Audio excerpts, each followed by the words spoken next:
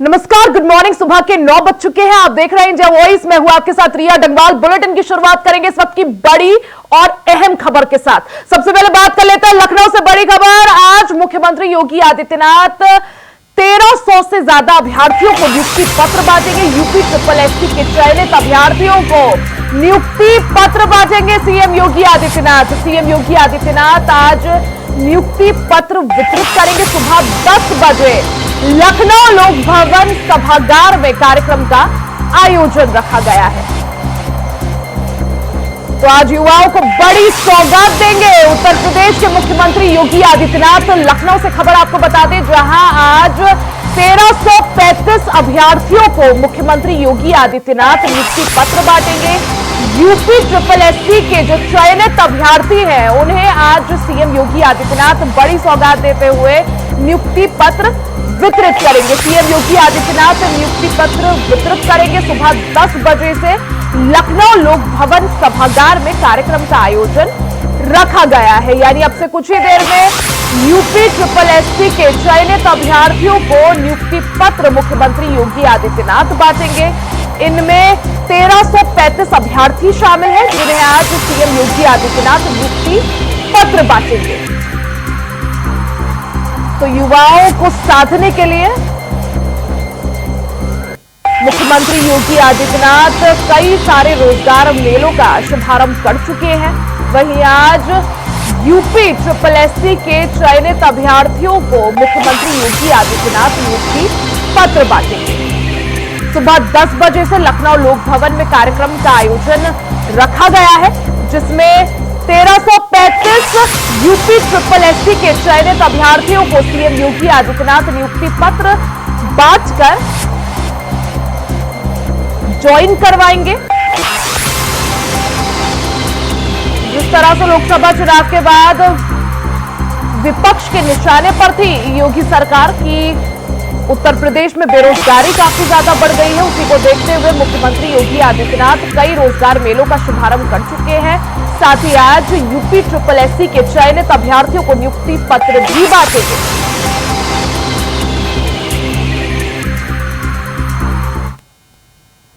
CM योगी का आज प्रयागराज का दौरा है। तो ये बड़ी खबर आपको बता दें, मुख्यमंत्री योगी आदित्यनाथ आज प्रयागराज के दौरे पर रहेंगे। प्रयागराज को 600 करोड़ की सौगात देंगे। कई परियोजनाओं का लोकार्पण और शिलान्यास भी करेंगे। तो ये बड़ी खबर, मुख्यमंत्री योगी आदित्यनाथ आज प्रयागराज के दौरे पर रहेंगे। प्रयागराज को 600 करोड़ की सौगात देंगे और कई परियोजनाओं का लोकार्पण और शिलान्यास भी करेंगे। साथ ही प्रयागराज में भी कई युवाओं को, कई अभ्यर्थियों को टैबलेट और स्मार्टफोन भी वितरित करेंगे।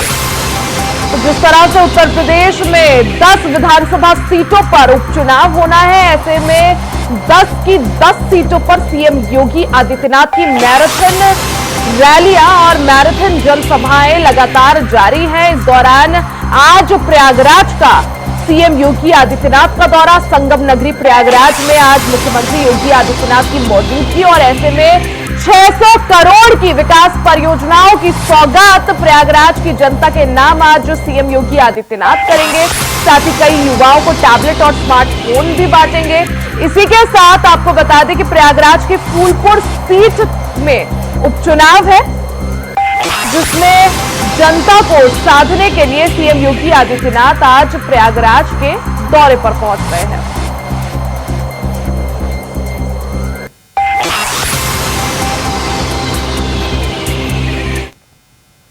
मथुरा की श्री कृष्ण जन्मभूमि शाही ईदगाह मस्जिद के मामलों में दाखिल याचिकाओं पर आज इलाहाबाद हाईकोर्ट में सुनवाई होगी।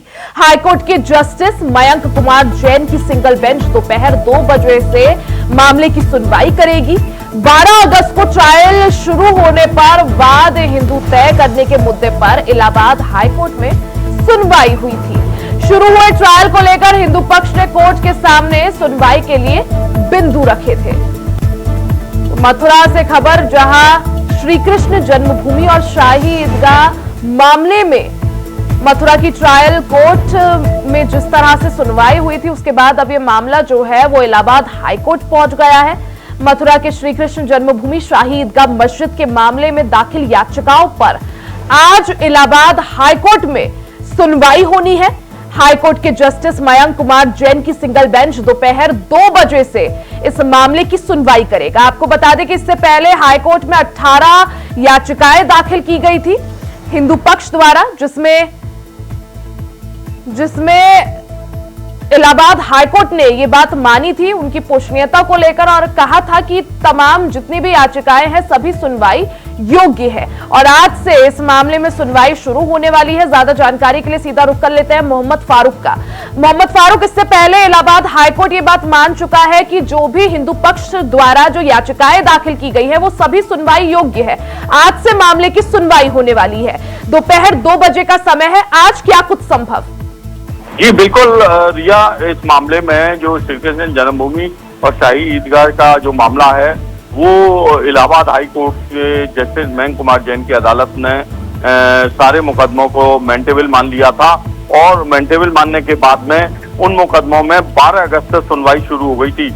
लेकिन 12 अगस्त की सुनवाई ना होकर अब जो है आज 4 सितंबर को सुनवाई है और आज इस पर जो है 18 जो बात चल रहे हैं उन 18 वादों पर आज सुनवाई होगी, क्योंकि सभी को जो है की पोषणता को बरकरार रखा गया था, यानी मेंटेबल मानते हुए इन सभी 18 मुकदमों को जो श्री कृष्ण जन्मभूमि और शाही ईदगाह मस्जिद से जुड़े हुए हैं अदालत ने इसको मानते हुए इस पर सुनवाई। इसमें एक बात और है कि जो ब्रज के बड़े साधु संत हैं उन्होंने भी एक बैठक करी है। उस बैठक में उन्होंने इस पर जो है श्री कृष्ण जन्म भूमि जो है 37 कुछ एकड़ की जो जमीन है उस पर उन्होंने जो है गवाही देने के लिए, साक्ष्य सहित गवाही देने के लिए एक 11 सदस्यीय टीम बनाई है और उस टीम में 11 लोग यानी आज 11 साधु संत इसमें गवाही देंगे। और तमाम ब्रज के जो साधु संत हैं बहुत इस बात तो उत्साहित हैं कि हम आज गवाही देंगे और आज से जो है अदालत अगर उनको जब बुलाएगी तब वो साक्ष्य के लिए श्री कृष्ण जन्मभूमि की के जो साक्ष्य हैं क्या मोहम्मद फारूक, क्या आज भी किसी हिंदू पक्ष के, जिस तरह से आपने कहा जो साधु संत है उनकी तरफ से आज भी गवाही संभव? जी बिल्कुल रिया, इसमें 11 लोग आज गवाही देने के लिए सबसे पहले प्रस्तुत होंगे कोर्ट में। अगर कोर्ट इजाजत देता है तो कोर्ट में आज 11 लोगों की गवाही हो सकती है या 2-2, 3-3 करके भी गवाही इसमें हो सकती है, क्योंकि जब मुकदमे मेंटेबल मान लिए गए हैं तो उस पर केवल अब गवाही है और गवाही होना बाकी है, क्योंकि गवाही जब तक चलेगी क्योंकि अदालत जो है साक्ष्य और सबूतों के आधार पर चलती है, तो इसलिए पहले जो है यहाँ पर गवाही के लिए तैयारी हुई है। सभी ने अपने एफिडेविट शपथ पत्र लगाए हैं और उस एफिडेविट को लेकर जो है आज 11 लोग इसमें गवाही देंगे। बिल्कुल, यानी मोहम्मद फारूक, अगर समझा जाए तो हिंदू पक्ष की तरफ से कई साधु संत जो हैं ब्रज के वो आज गवाही देने के लिए पहुंचेंगे। साथ ही जिस तरह से अगर मुस्लिम पक्ष की बात करें उन्हें भी आज जवाबी हल्फनामा दाखिल करना है, तो उसके बारे में क्या कुछ जानकारी, मुस्लिम पक्ष की क्या कुछ तैयारियां? जी बिल्कुल, मुस्लिम पक्ष भी यदि गवाही के लिए कोर्ट इजाजत देता है तो मुस्लिम पक्ष अपना उस पर ऐतराज दाखिल कर सकता है और जवाबी हल्फनामा भी मुस्लिम कोर्ट की तरफ से लगा हुआ है। उधर मुस्लिम कोर्ट सुप्रीम कोर्ट गया हुआ है कि जिस तरीके से पोषणता के आधार पर 7 रूल 11 पर जो मुकदमों की सुनवाई थी उसके मतलब जो मेंटेबल मान लिए गए हैं मेंटेबल, उसको ध्यान में रखते हुए उस चीज के यानी हाई कोर्ट के जो फैसले के विरोध में मुस्लिम पक्ष जो है सुप्रीम कोर्ट गया है, वहाँ भी लगातार तारीख चल रही है। लेकिन अब आने वाली सुप्रीम कोर्ट की जो तारीख होगी उसमें मुस्लिम पक्ष की ये जो मेंटेबल वाली अपील है उसको सुप्रीम कोर्ट मानता है या खारिज करता है, ये आने वाला समय बताएगा रिया। बिल्कुल, यानी जिस तरह से मुस्लिम पक्ष ने सुप्रीम कोर्ट का रुख किया था, हालांकि इलाहाबाद हाईकोर्ट में इस तरह इस मामले की सुनवाई लगातार जारी है और आज बड़ा दिन, क्योंकि आज हिंदू पक्ष की तरफ से गवाही जो है वो पेश की जा सकती है। मोहम्मद फारूक, आप नजर बनाए रखिएगा क्योंकि 2 बजे तक का समय है, आगे भी आपसे जानकारी लेंगे। फिलहाल के लिए बहुत बहुत शुक्रिया। वहीं खबरों में आगे बढ़ते बात लखनऊ की कर लेते हैं। सपा अध्यक्ष अखिलेश यादव ने बड़ा दावा किया है, 2027 के विधानसभा चुनाव में बीजेपी का सफाया होगा। देश की राजनीति उसके चुनावी परिणाम से प्रभावित होगी। प्रदेश के बुलडोजरों का रुख गोरखपुर की तरफ होगा। बुलडोजर एक्शन वाले बयान के कई मायने निकाले जा रहे हैं। तो इस दौरान समाजवादी पार्टी के अध्यक्ष अखिलेश यादव का बड़ा दावा सामने आया है। सपा अध्यक्ष अखिलेश यादव ने दावा करते हुए कहा कि 2027 के विधानसभा चुनाव में बीजेपी का उत्तर प्रदेश में सफाया हो जाएगा। देश की राजनीति उसके चुनावी परिणाम से प्रभावित होगी और प्रदेश के बुलडोजरों का रुख गोरखपुर की तरफ होगा।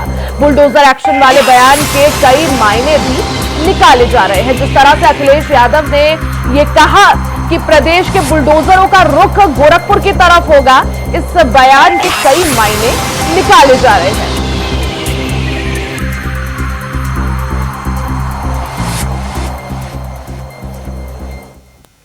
खबर मैनपुरी से है, जहां सीएम योगी आदित्यनाथ का आज दौरा रहा और इस दौरान सीएम योगी ने मैनपुरी में 361 करोड़ से ज्यादा की कई विकास परियोजनाओं का बीते दिन लोकार्पण और शिलान्यास किया। इसके साथ ही 135 स्वयं सहायता समूहों को 8 करोड़ 10 लाख का ऋण भी वितरित किया और युवाओं और छात्रों को टैबलेट भी बांटे।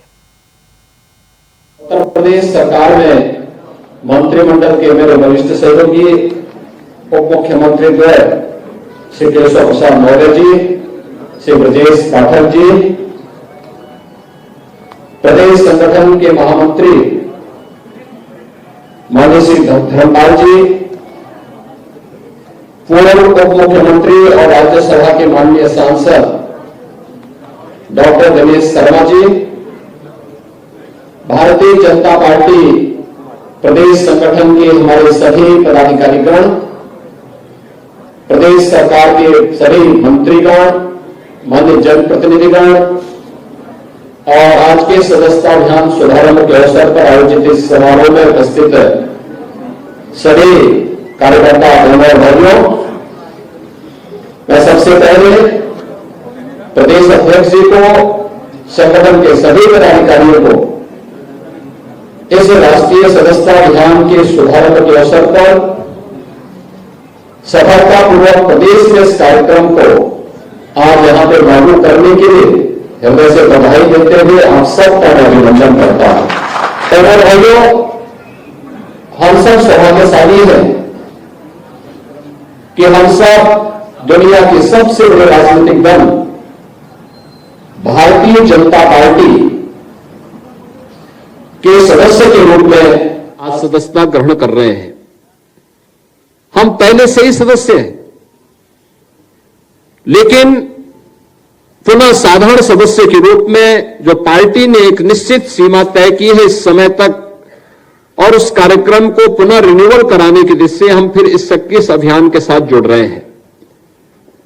एक तरफ सदस्यता अभियान, दूसरी तरफ भारत और भारतीय जनता पार्टी की जब हम बात करते हैं तो दो बातें बहुत साफ आ जाती हैं। भारत के अंदर केवल भारतीय जनता पार्टी आज के दिन पर कैडर आधारित पार्टी है और भारत के अंदर केवल भारतीय जनता पार्टी एकमात्र पार्टी है जो भारत की माटी से जुड़ करके, भारत के महापुरुषों से लेकर के भारत की आत्मा का प्रतिनिधित्व करते हुए राजनीतिक क्षेत्र में राष्ट्र सर्वोपरि के भाव के साथ कार्य करने वाली पार्टी है। और इसलिए यह पार्टी न केवल वर्तमान में पूरे देश के अंदर अपना सर्वव्यापी स्वरूप बनाने में सफल हुई है, बल्कि सर्वस्पर्शी भी बनी है, सर्वदेशिक भी बनी है और समाज के प्रत्येक तबके को अपने साथ जोड़ने में सफलतापूर्वक आगे बढ़ने का काम भी भारतीय जनता पार्टी ने अपनी इस यात्रा के दौरान किया है। लोगों के मन में एक श्रद्धा और सम्मान का भाव जागरूक होता है। आप जाइए देश के अंदर, उत्तर से लेकर दक्षिण तक, पूरब से पश्चिम तक, वास्तव में भारत की माटी से प्यार करने वाला हर व्यक्ति और भारतीय जनता पार्टी के साथ जुड़ना चाहता है। लेकिन जब हम लोग उस तक नहीं पहुंचते तो उसके मन में एक पीड़ा होती है।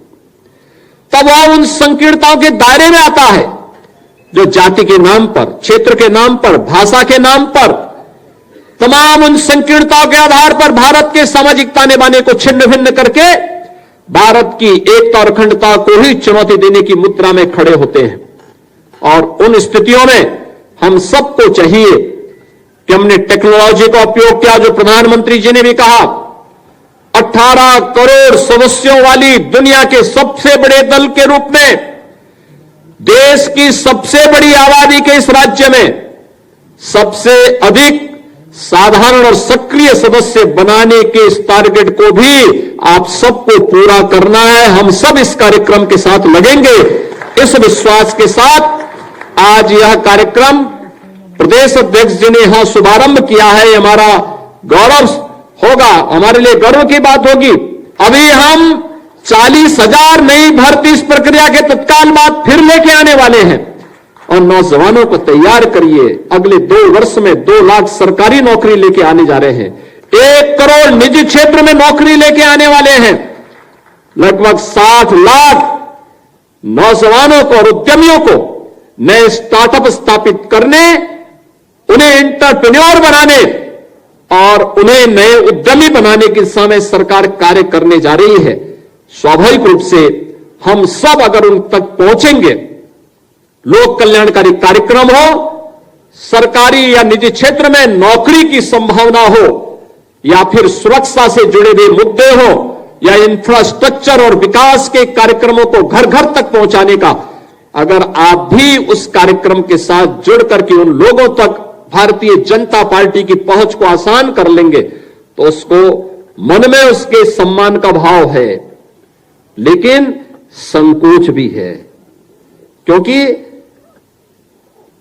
जो विरोधी ताकतें हैं वे जिस प्रकार का दुष्प्रचार करती हैं, अफवाह फैलाती हैं, उसके कारण उसके मन में एक संकोच पैदा होता है। हमें इस संकोच के दायरे को समाप्त करना है, हमें उन्हें अपने साथ जोड़ना है, एक आत्मीयता देनी है और सदस्यता अभियान आपके लिए एक अवसर होगा। वहीं उत्तर प्रदेश में 10 विधानसभा सीटों पर उपचुनाव को लेकर निषाद पार्टी के अध्यक्ष और कैबिनेट मंत्री संजय निषाद से इंडिया वॉइस संवाददाता रमन मिश्रा ने खास बातचीत की है। आपको सुनवाते हैं उन्होंने क्या कुछ कहा। लोकसभा चुनाव के बाद में अब उत्तर प्रदेश में विधानसभा की 10 सीटों पर उपचुनाव होने हैं। इंडिया गठबंधन इस चुनाव का बेसब्री से इंतजार कर रहा है ताकि कब उस चुनाव में वह एनडीए गठबंधन को 2024 लोकसभा चुनाव जैसा झटका देकर 2027 की जीत का दावा ठोक सके। वहीं एनडीए भी इस चुनाव का बेसब्री से इंतजार कर रहा है कब वह सपा और कांग्रेस को बुरी तरह हरा कर एक बार फिर ये दावा ठोक सके कि अभी भी भगवा सरकार 2027 में तीसरी बार बनेगी। हालांकि एनडीए जो तैयारी कर रहा है उसमें अभी कई पेच फंसे हैं कि कहां पर उसके सहयोगी दल लड़ेंगे, कहां पर कौन लड़ेगा। और इसी मुद्दे पर बात करने के लिए हमारे साथ निषाद पार्टी के राष्ट्रीय अध्यक्ष संजय निषाद और कैबिनेट हैं, क्योंकि वह 10 सीटों में से 2 सीटों पर अपना दावेदारी ठोक रहे हैं। अब उनसे हम बात करेंगे। सर, आपने 2 सीटें मांगी हैं, क्या आपको मिलेंगी? देखिए, ये शब्द मांगने वाला शब्द केवल प्रेस मीडिया को लाता है। थोड़ा उधर चलो। पहली बात रखिए कि पहले भी चुनाव होता रहा, पहले भी उपचुनाव हुए हैं और जो सहयोगी दल है वो वहाँ लड़ता रहा है। अब आपको कहाँ से न्यूज अधिकारी मिली है उसके बारे में आप ही बता सकते हैं, लेकिन अभी तक जो परंपरा रही भारतीय जनता पार्टी की वो यही रहेगी जो जिस दल का जहाँ रहा वो लड़ता है। और अभी हम लोग एनडीए के मिल के साथी हैं, हम लोग लड़ रहे हैं और निश्चित रूप से वो भी 2 सीट के साथ पार्टी लड़ेंगे और जो 8 सीट और है वो हम लोग मिलकर चुनाव जीतेंगे। हमने 10 सीट इसलिए प्रभारी नियुक्त किया है कि वो जीत हम लोग एनडीए की सुनिश्चित कर सकें कि जो भय भ्रम झूठ बोलकर संविधान और आरक्षण के नाम पर वोट लिया था उनको सब पर्दाफाश किया जा सके और उसके लिए हम लोग सेना। हाल ही में आपका एक बयान वायरल हुआ था जिसमें आपने कहा था कि जो आपके बेटे परवीन निषाद चुनाव हारे उसका कारण ये था कि जो मतदाता था वो भोजन भरी थाली ढूंढ रहा था, लेकिन जब उसे नहीं मिला तो उसने साइकिल का बटन दबा दिया जिसके कारण से वह लोकसभा का चुनाव हार गई। नहीं, वहाँ क्या वह बयान गलत कर है। मैंने ये कहा था कि पूरे प्रदेश में निषाद पार्टी का सिंबल न मिलने की वजह से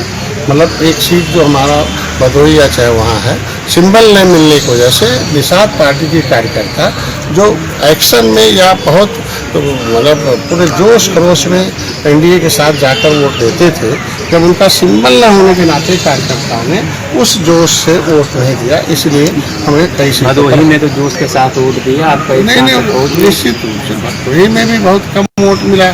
आप पिछले बार देखें, इस बार देखिए, वो तो निषाद के नाम पर वोट मिल गया ना आज के भदोही में। लेकिन और जगहों पर अगल बगल जब सिंबल मिला होता तो और सीटों पर निषाद पार्टी का कार्यकर्ता उसी मनोबल से। हाल ही में सुप्रीम कोर्ट ने एससी आरक्षण में वर्गीकरण को लेकर एक टिप्पणी की थी और फैसला भी दिया था इस पर। उसके बाद से पूरे भारत में प्रदर्शन हुआ। आपको क्या लगता है अगर निषाद अगर एससी में जाएगा तो क्या जो आपने भी कहा जो लेदरमैन है वो अपने हिस्से में से उनको हिस्सा देंगे? मैं तो कह रहा हूँ 9% उसमें 27 में, आखिर हमको जोड़ के ना ओबीसी का रिजर्वेशन हुआ 27%, तो 27 में से 9% काट के हमें एससी में डाल दें तो नियम ही है, जितना गिनती अधिक होगा उतना परसेंटेज बढ़ता ये है। तो पहले से ओबीसी कह रहे हमें पहले से कम मिला हुआ है, हमका कहना है कि हमें 50+ चाहिए। हमको 50+ चाहिए तो फिर जिसका जितना है, मैं कह रहा हूँ कि कहाँ कौन है उसको ऐसा थोड़ी है कि एससी में जो है उसको ओबीसी में डाल देंगे। या तो यही लोगों ने है ना, माननीय मुलायम सिंह की तो सरकार उस समय थी, उनको सोचना चाहिए कि हमें ओबीसी में डालना है, अनुसूचित में निषादों को कहाँ डालना है। ये थे हमारे साथ में कैबिनेट मंत्री संजय निषाद जी, जिनका साफ कहना है कि उपचुनाव में इस बार इंडिया गठबंधन को हराकर 2024 लोकसभा चुनाव का बदला लेगा। वहीं पर उन्होंने आरक्षण को लेकर कहा है कि निषाद समाज का जब तक अधिकार क्लियर नहीं हो जाता तब तक जातिवार जनगणना कराने का कोई मतलब नहीं है। कैमरामैन रमाशंकर यादव के साथ Raman Mishra, India voice, Lucknow. Bulletin में फिलहाल के लिए सिर्फ इतना ही। खबरों का सिलसिला जारी रहेगा, बने रहे इंडिया वॉइस के साथ।